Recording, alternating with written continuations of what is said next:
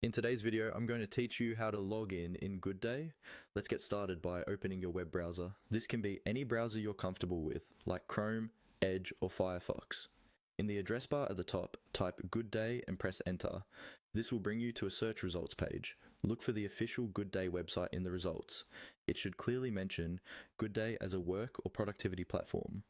Click on that result to go to the GoodDay homepage. Once the GoodDay site loads, take a moment to locate the login option. This is usually found in the upper right-hand corner of the page. It will be labeled login and may appear as a button or a simple text link. Go ahead and click on login to move to the sign in page. On the login page, you'll see different ways to access your account.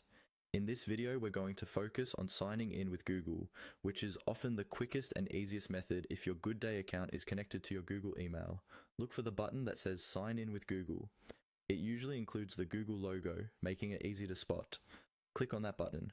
After clicking Sign in with Google, a new window or pop-up will appear, showing a list of Google accounts you've used on this device, or a place to enter your Google email. Choose the Google account that's associated with your GoodDay profile. If you don't see it listed, you can select the option to use another account and then type in your Google email address and password. From here, simply follow the on-screen prompts. You may be asked to confirm that you want to allow GoodDay to use your Google account for sign-in. Review the information, then click Allow or Continue. If you have extra security set up on your Google account, such as two-step verification, complete that process as well by entering the code or confirming the login on your device. Once you've finished these steps, the window will close and you'll be redirected back to GoodDay.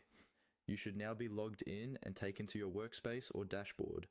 If anything doesn't work as expected, double check that you use the correct Google account and that your internet connection is stable.